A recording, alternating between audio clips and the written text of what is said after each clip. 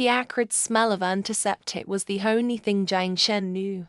It clung to the sterile air of the dimly lit room, a constant reminder of his purpose. The needle in his arm was a familiar parasite, drawing life from him drop by drop. He was 24, but his body felt ancient and hollowed out. Across from him, his adoptive family watched, their faces impatient masks of concern. "Please," he whispered, his voice a dry rasp. The room tilted, the edges of his vision blurring. "No more. I feel faint." His adoptive mother, Lin Meili, clicked her tongue, her sharp, perfectly sculpted features twisting in annoyance. "Don't be so dramatic, Jiang Shen. It's for Woman. She needs it." Jiang Wen, his stepsister, lay propped up on a pristine white bed, a delicate hand pressed to her forehead. "Brother," she murmured, her voice softly frail. "I'm sorry to be such a burden, but the doctor said he's just being selfish." Woman, "Don't you worry." His adoptive father, Jiang Wei, boomed, his gaze landing on Jiang Shen with undisguised contempt. "We fished him out of the gutter, gave him a home, a name. The least he can do is be useful. What is a little blood compared to the life you've given him? He's a worm, living off our generosity." A worm. A word echoed in the cavern of his chest. For years, he had endured it, believing their scraps of affection were a fair trade for his blood, his health, his very essence. He was a living blood bank for Jiang Wen and her rare condition, a resource to be tapped whenever she felt the hint of fatigue. He had poured his life into her veins, hoping it would one day make him a real son, a real brother. Now, watching their cold, transactional faces, he knew the devastating truth. He was nothing. A sharp, crushing pain seized his heart. The world dissolved into a blinding white light. The drone of the heart monitor flatlining into a single, piercing tone. He felt the final, agonizing pull as if his soul were being ripped from its vessel. Then, darkness. Jiang Shen gasped.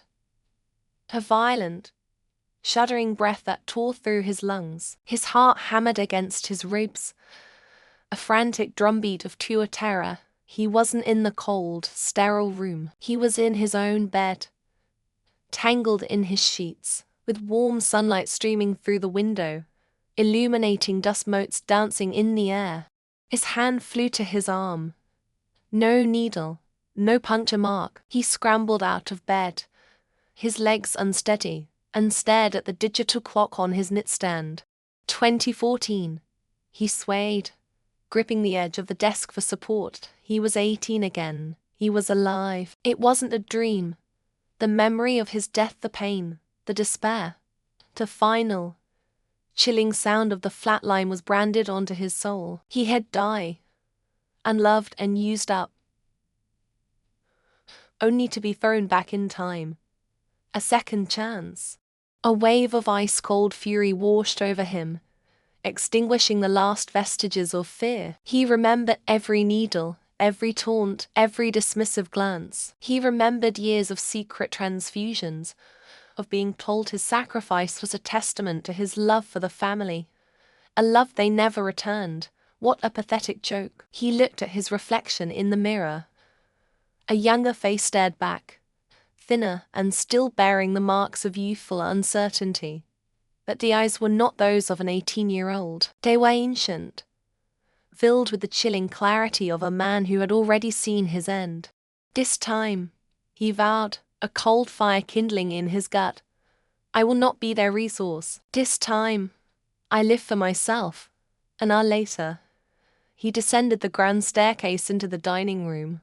The entire Jiang family was gathered for breakfast, a perfect portrait of familial bliss. Jiang Wen, looking the part of a fragile porcelain doll, suddenly stumbled as she carried a bowl of soup, a theatrical gasp escaping her lips. The hot liquid splashed directly onto Jiang Shen's shirt. "Oh, Jiang Shen, I'm so sorry," she cried, her eyes immediately welling with tears. She swayed, pressing a hand to her temple. I feel so weak today after the donation." The table erupted. "Jiang Shen, look what you did!" Lin Meili shrieked, rushing to Jiang Wen's side. "You couldn't even move out of the way. Your sister is unwell because of you, and you stand there like a statue. You ungrateful boy." Jiang Wei slammed his fist on the mahogany table, rattling the fine china. "Your sister gives you her saved pocket money. She pleads with us to treat you better.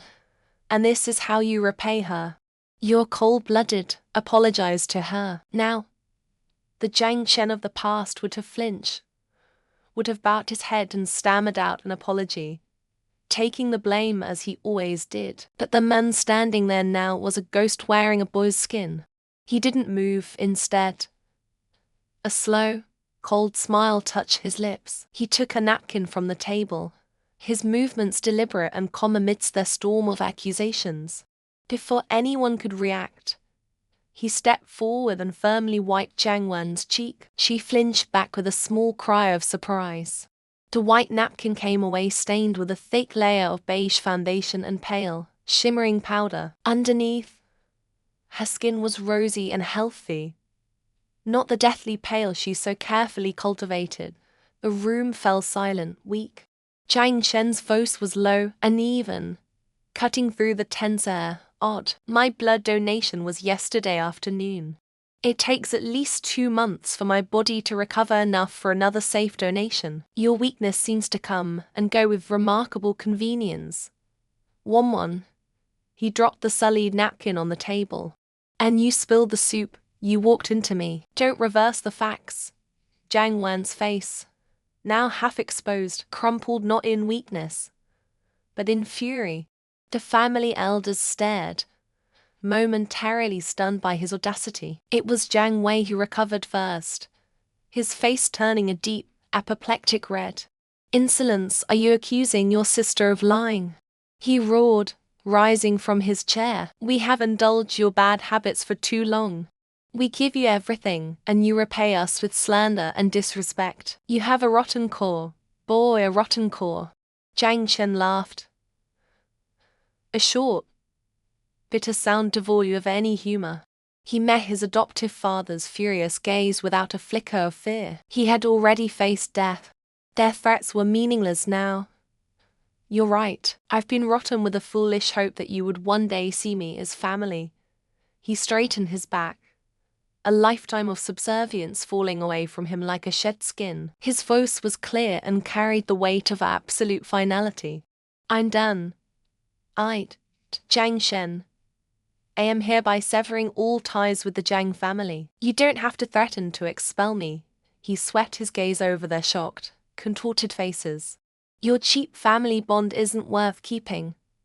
Without another word, he turned his back on them. He walked out of the opulent dining room, leaving behind a tableau of sputtering rage and utter disbelief. The heavy front door clicked shut behind him, the sound not an end, but a thunderous, liberating beginning. The grand ballroom of the Bingjiang Hotel was a universe unto itself, a swirling galaxy of tailored suits and couture gowns orbiting a constellation of crystal chandeliers. The air, thick with the scent of expensive perfume and ambition, hummed with the low murmur of negotiations and gossip. On a massive screen suspended above the bar, a financial news anchor detailed the main event.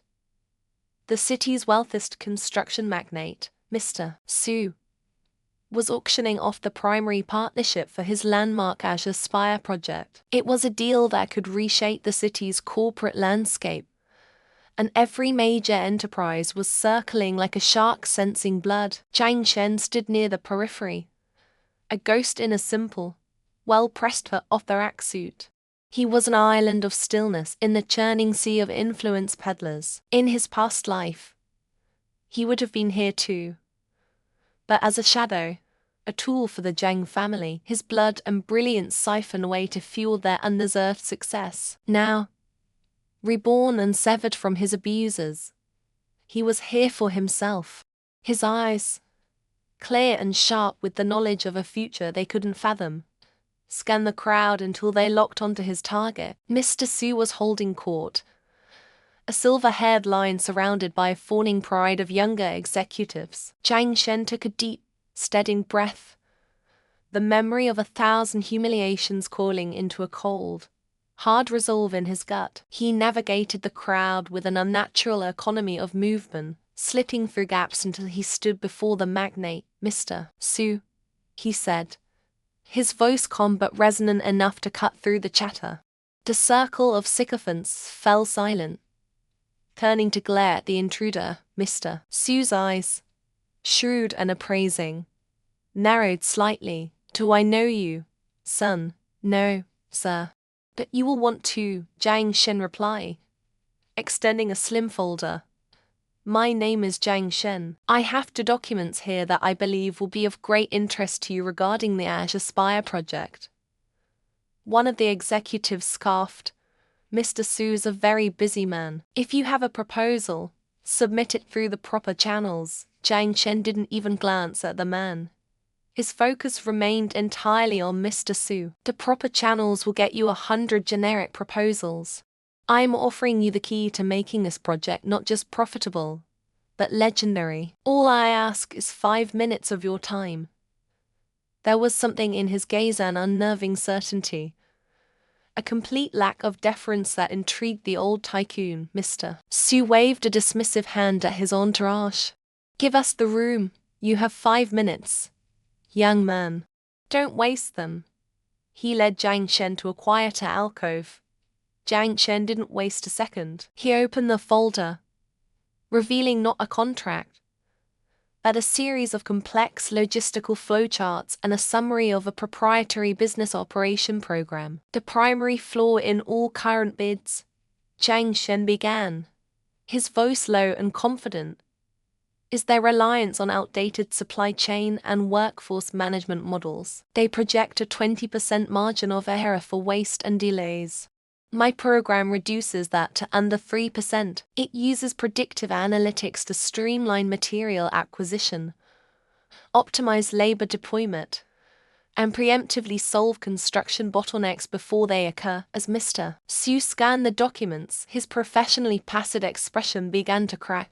His eyebrows climbed higher with each page he turned. The program Jiang Shen outlined was elegant, audacious, and years ahead of anything his own top-tier consultants had ever conceived. It wasn't just a proposal. It was a paradigm shift. "This is remarkable," Mr. Su breathed, finally looking up.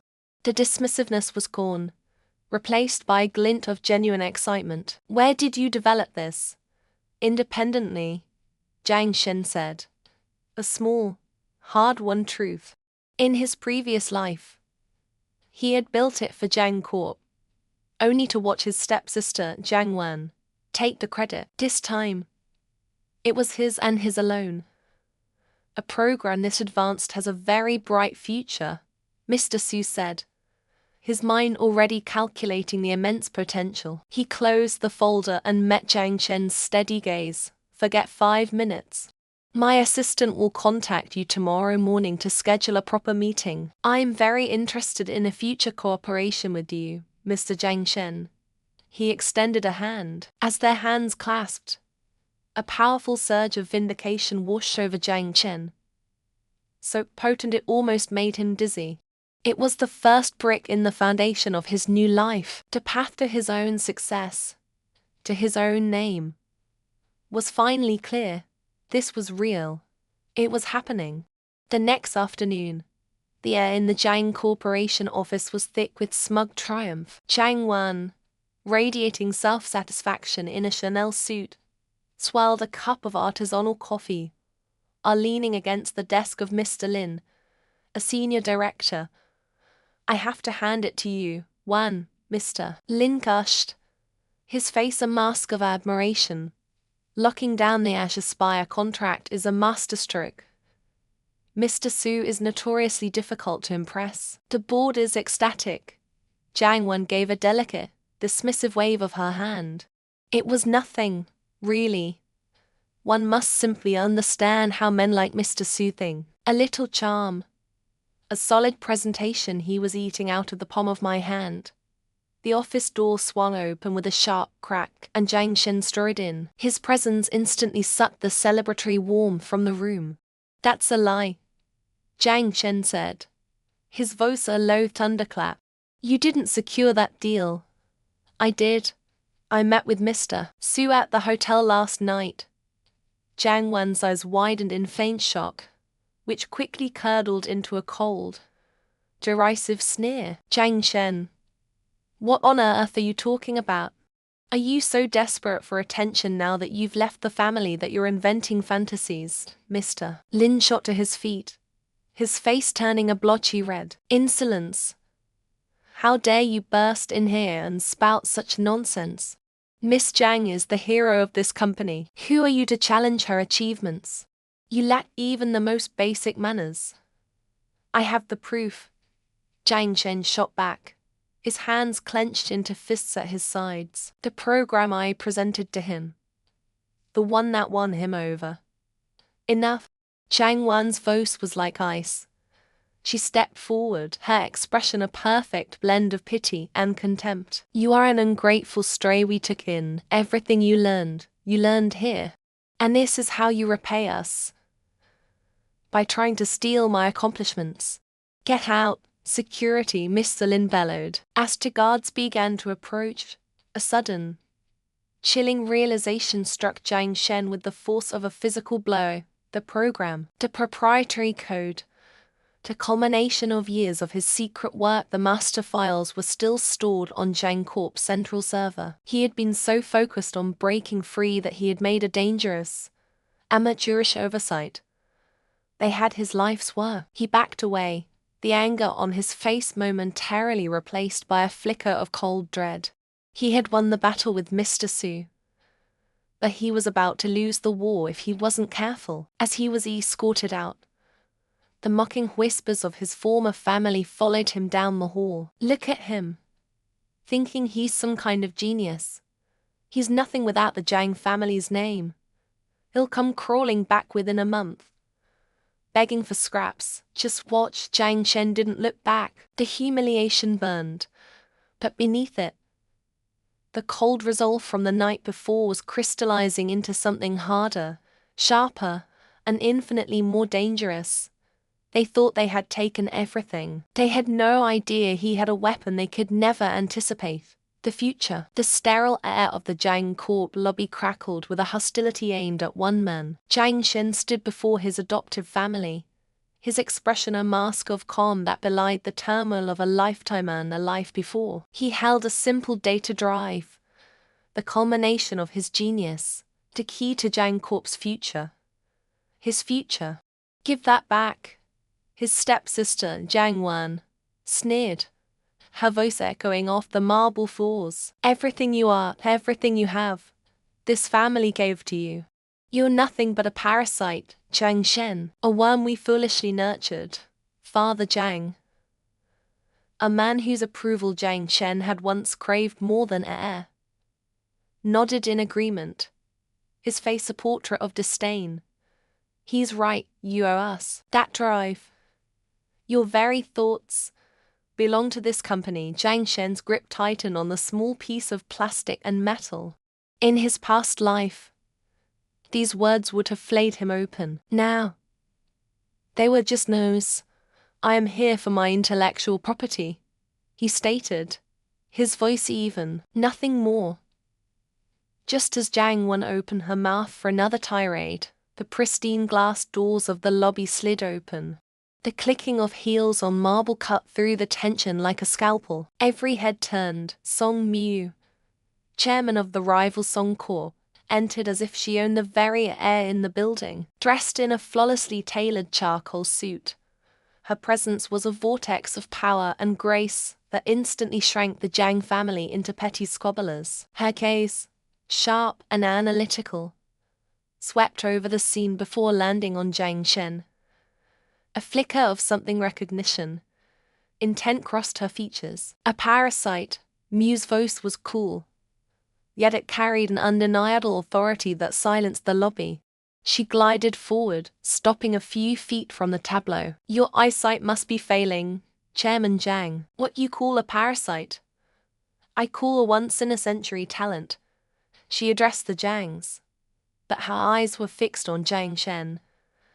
A silent communication passing between them. You had a diamond in your hands and treated it like gravel. A pity. Her gaze turned frosty as she looked back at Father Zhang, but a fortunate opportunity for those of us who can still recognize value. Turning her full attention to Zhang Shen, she extended a hand. Not in pity, but in partnership. Mr. Zhang Shen, Song Corp would be honored to have you. We don't nurture parasites. We build empires with visionaries. I will give you the resources, the respect, and the platform your work deserves.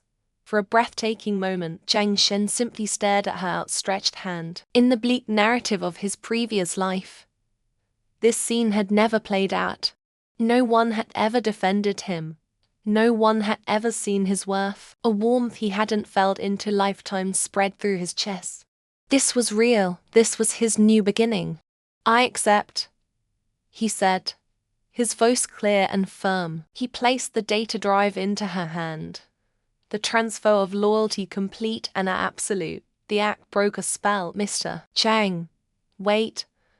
A senior engineer from the R&D department stepped forward. His face set with determination. If you're leaving, I'm coming with you. We all know who did the real work. Another followed. Then a third to core of Zhang Corp's innovation team, now pledging their allegiance not to the company, but to the man it had just discarded. The transition was seamless. The cold, toxic lobby of Zhang Corp dissolved into the bright, collaborative space of Song Corp's headquarters. Song Mu stood before her executive team, Zhang Shen at her side. Everyone, she announced, her voice ringing with conviction. I'd like you to welcome the new general manager of our advanced technology division, Zhang Shen. A wave of enthusiastic applause filled the room. It was a sound of welcome, of respect. Zhang Shen stood taller, the weight of the past decade sloughing off his shoulders. He wasn't a stray dog being offered scraps. He was a general, finally given an army. That evening, the atmosphere at the Zhang family mansion was as tasteless as the porridge in their bowls. The dining table, usually a stage for Zhang Wen's preening and her father's pronouncements, was shrouded in a tense, bitter silence. What is this slop? Father Zhang finally barked, pushing his bowl away. It tastes like nothing. Zhang Wen wrinkled her nose. It's awful. Where is that subtle, fragrant taste it usually has? The one that makes you feel so invigorated. A maid, trembling by the sideboard, flinched. After a long, agonizing pause, she spoke in a voice barely above a whisper. Forgive me, Chairman, but the porridge was always prepared by young Master Zhang Shen. The family stared at her. He would wake up for every morning to simmer the bone broth. The maid continued, emboldened by their stunned silence. He used his own money to buy the ingredients you liked. DH ginseng. The premium deer antler, he said it was good for your health.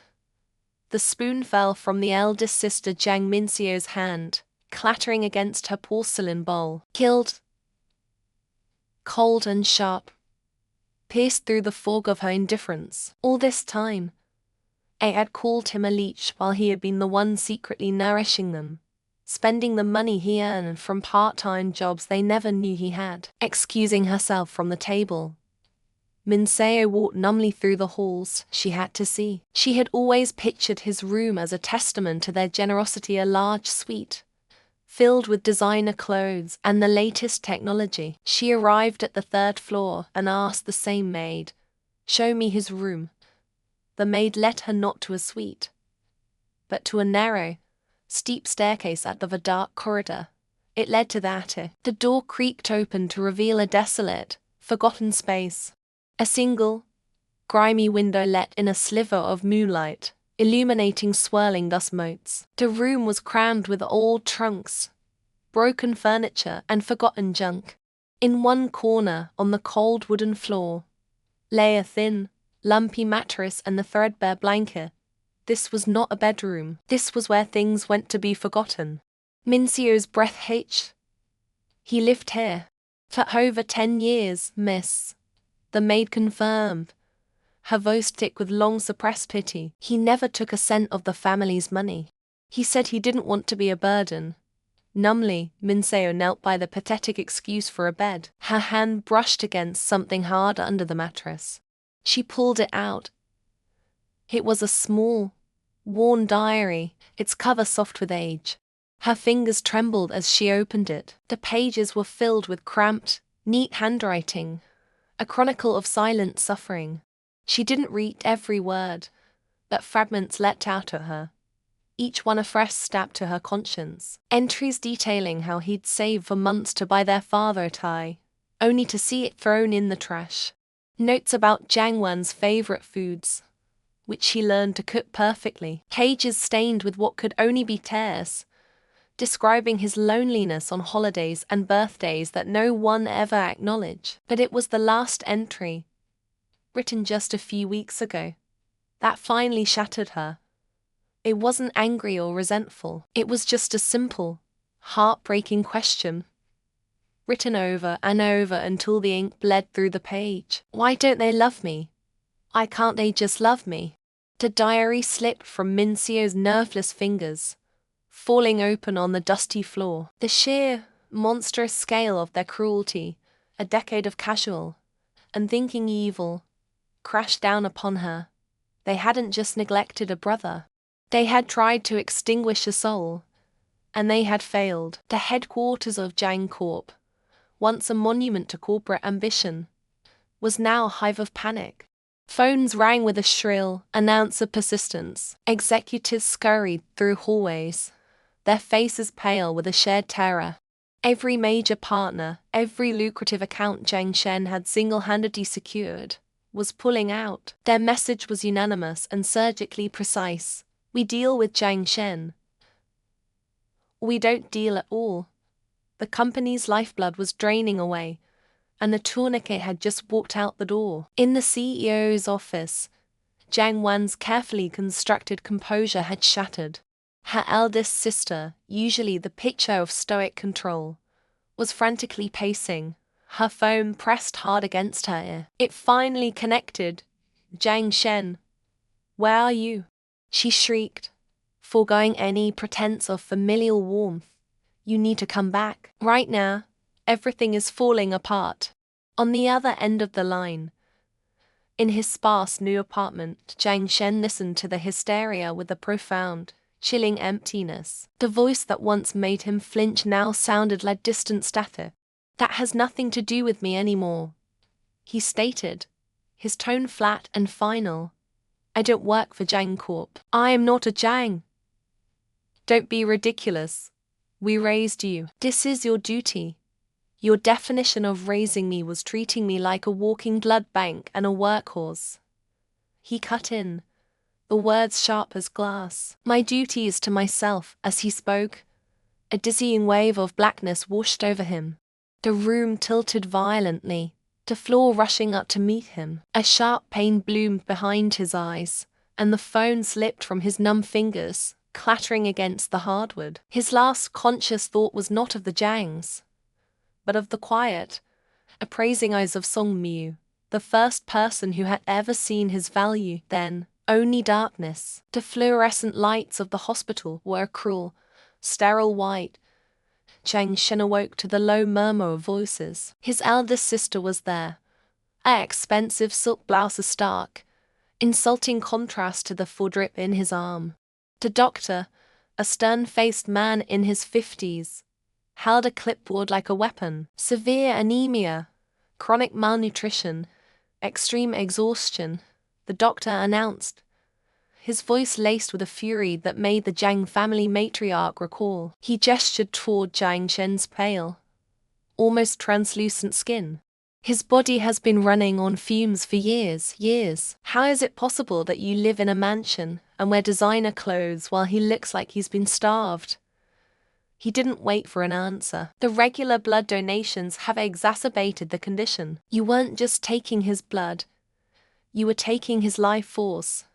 Words hung in the air, a public indictment of their private cruelty. When the doctor left, The eldest sister approached the bed, her eyes swimming with manufactured tears.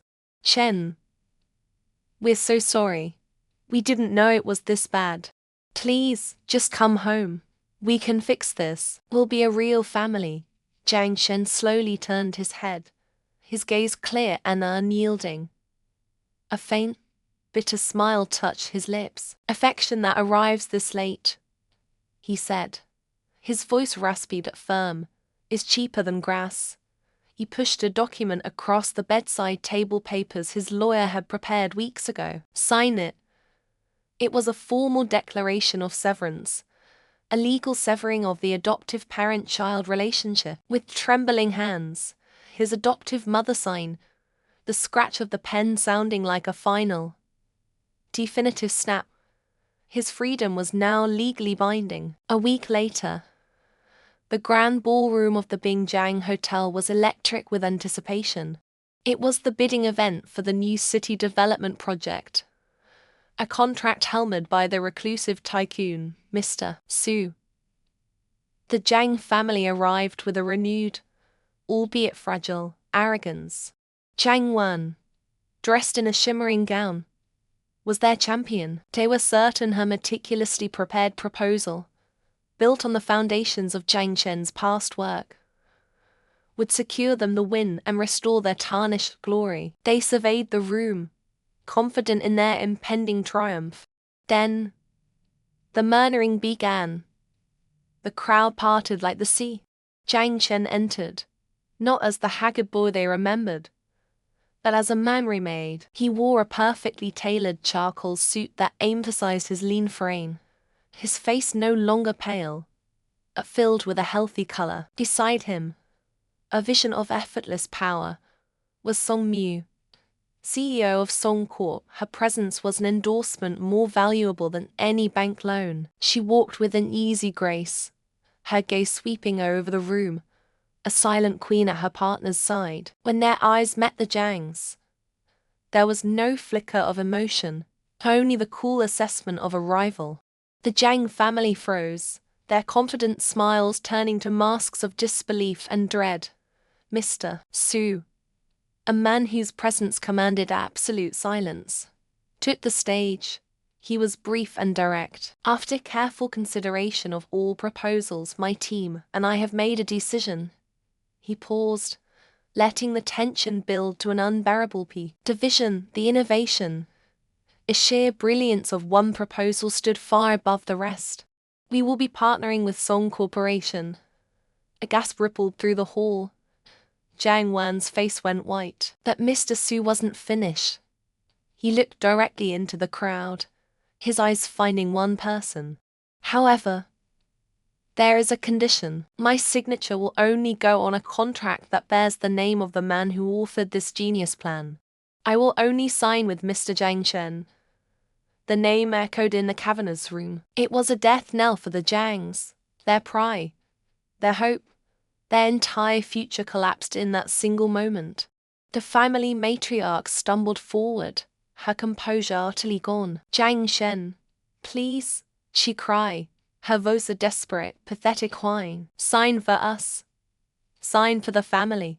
We'll give you anything you want. We were wrong. We're sorry.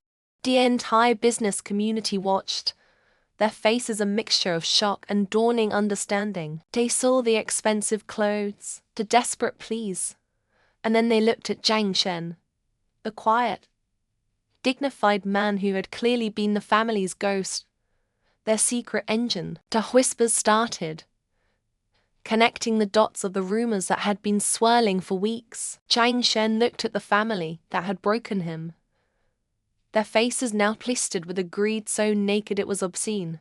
He felt no anger, no hatred. He felt nothing but the calm of a settled score. He gave a slight, formal bow to Mr. Su before turning his gaze upon them one last time. "I'm sorry," he said, his voice carrying clearly across the silent ballroom, "but I no longer work for Jiang Corp." He turned his back on them. A simple, final gesture of dismissal. The Jiang family stood alone in the center of the room, utterly disgraced. The spotlight of public opinion was now a searing, unforgiving glare, exposing every lie, every act of cruelty, every drop of blood they had stolen. Their ruin was absolute, and it was a spectacle of their own making.